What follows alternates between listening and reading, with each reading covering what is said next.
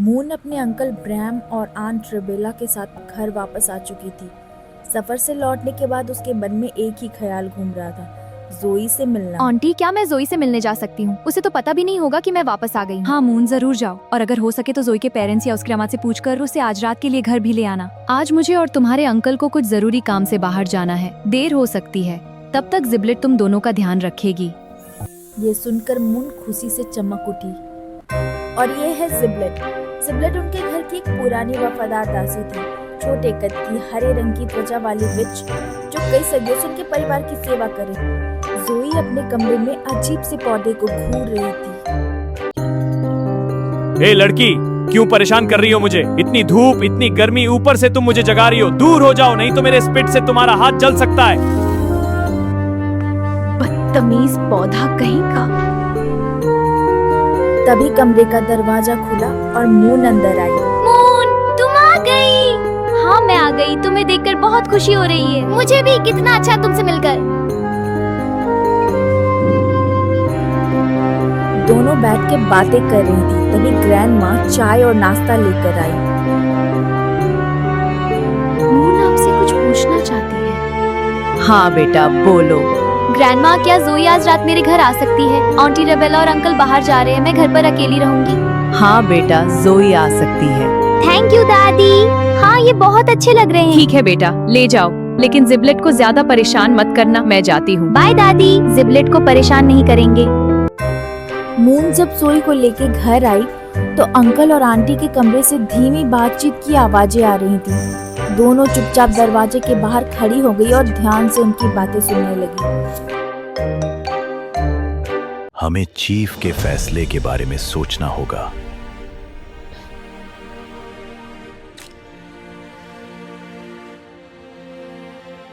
मैं सिर्फ सुप्रीम के फैसले को मानना चाहता हूँ। उन्होंने जरूर सोच समझकर फैसला लिया होगा।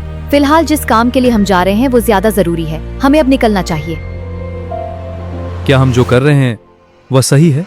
हमें उसे सब कुछ बताना पड़ेगा, लेकिन हम ये आखिरी बार करेंगे। हमें अब चलना चाहिए। ठीक है, चलो। हाँ, चलते हैं।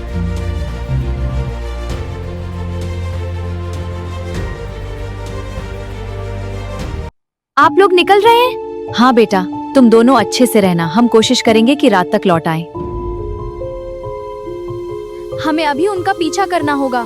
क्या? नहीं मून, वो लोग जरूरी काम से जा रहे हैं। उनका पीछा करके हमें क्या मिलेगा? तुम बस मेरे साथ चलो, सब बाद में बताऊंगी। और जिबलेट की चिंता मत करो।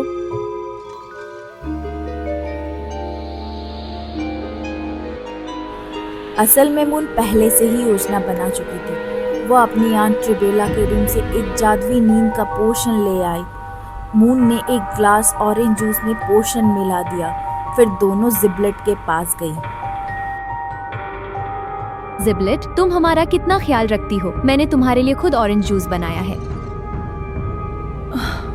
धन्यवाद मेरी प्यारी। तुम्हारे लिए कुछ भी। जूस खत्म करते ही कुछ ही सेकंड में जिबलेट की आंखें भारी हो गई और वो गहरी नींद में सो गई। मून ने अपनी आंट रेबेला की जादुई झाड़ू निकाली, दोनों झाड़ू पर बैठी और आसमान में उड़ गई।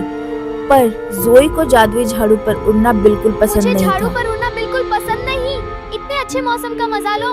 अरे नहीं, मजा आ रहा है। ठीक है, थोड़ा मजा आ रहा है। ब्रैम और रेबेला एक कार से विजार्ड स्टेशन पहुंचे। मून और जोई भी झाड़ू से उनका पीछा करती हुई उसी स्टेशन तक पहुंची।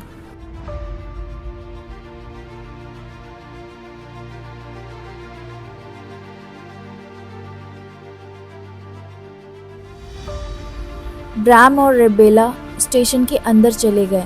जोई और मून भी उन्हें देख उनका पीछा करते हुए अंदर चली गईं।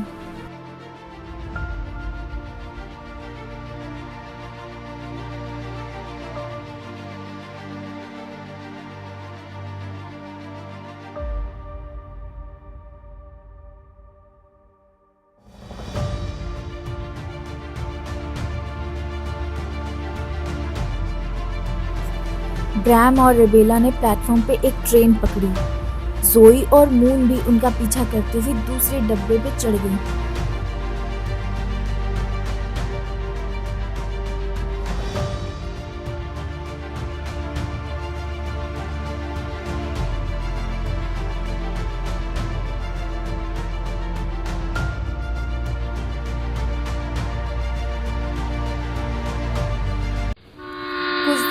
ट्रेन एक स्टेशन पर रुकी। स्टेशन का नाम था आर्किंग जंक्शन।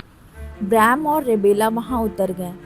मून और जोई भी उन्हें देख के चुपके से उतर गईं और दोनों उनका पीछा करने लगी। ब्रैम और रेबेला एक बड़े किले जैसे घर तक पहुंचे और फिर अंदर चले गए। मून और जोई भी उनका पीछा करते हुए उस घर तक आईं, लेकिन वो बाहर ही रुक गई। उसी समय एक बिल्ली वहां आई। वह लूना थी, एलेक्स की बिल्ली। एलेक्स की बिल्ली, तुम यहाँ क्या कर रही हो? लूना अरे तुरंत भाग अंदर गई। भागी। वो सीधे एलेक्स के कमरे में पहुंची और जोर जोर से म्याऊं म्याऊं करने लगी। लूना उसे बाहर ले जाना चाहती थी। एलेक्स उसके पीछे पीछे बाहर आया। मून, जोई, तुम दोनों यहाँ कैसे? धीरे बोलो, हम मेरे अंकल आंटी का पीछा करते हुए यहाँ तक आए हैं, लेकिन तुम यहाँ क्या कर रहे हो एलेक्स? ये मेरा ही घर है। क्या सच में तुम यहाँ रहते हो? हाँ, क्यों? मुझे नहीं पता था तुम इतने रिच भी हो। अच्छा वो छोड़ो, अगर ये तुम्हारा घर है तो मेरे अंकल आंटी शायद तुम्हारे पिता से मिलने आए हैं। अरे मैंने अभी किसी को देखा था जो पिताजी के साथ कमरे में जा रहे थे। हमें उनकी बातें सुननी होंगी। तीनों चुपके से घर के अंदर गए। वे सलम के कमरे के बाहर आकर खड़े हो गए। चीफ उसे हर हाल में ढूंढना चाहते हैं, सुप्रीम के आदेश के बावजूद। लेकिन तुम दोनों मुझे यह सब क्यों बता रहे हो? सलम वो तुम्हारा करीबी था, इसलिए सोचा तुम्हें पता होना चाहिए। मुझे खुद नहीं पता वो कहाँ है। सुप्रीम ने जब से उसे बहिष्कृत घोषित किया, वह किसी से नहीं मिला। और अब इन बातों का क्या मतलब? इस बात को पूरे 8 साल हो गए। वो चला गया है और शायद यही सबके लिए अच्छा है। उनकी बातें सुनने के बाद मून, जोई और एलेक्स एक दूसरे को हैरानी से देख रहे थे। ठीक है सलम, हम अब निकलते हैं। हमें घर जाना चाहिए। बहुत रात हो चुकी है। तुम दोनों आज यहीं रुक जाओ, कल सुबह निकलना। ठीक है। तीनों चुपचाप एक दूसरे को देख रहे थे। तीनों के मन में ढेर सारे सवाल घूम रहे थे। कुछ पल बाद तीनों चलकर बिस्तर के पास आकर बैठ गए। मुझे तुम दोनों को कुछ बताना है। कमरे में एक खामोशी सी छा गई। तीनों के चेहरे पे हैरानी, जिज्ञासा और सस्पेंस साफ दिखाई दे रहा था। ऐसा लग रहा था जैसे तीनों के पास कोई राज छिपा हो।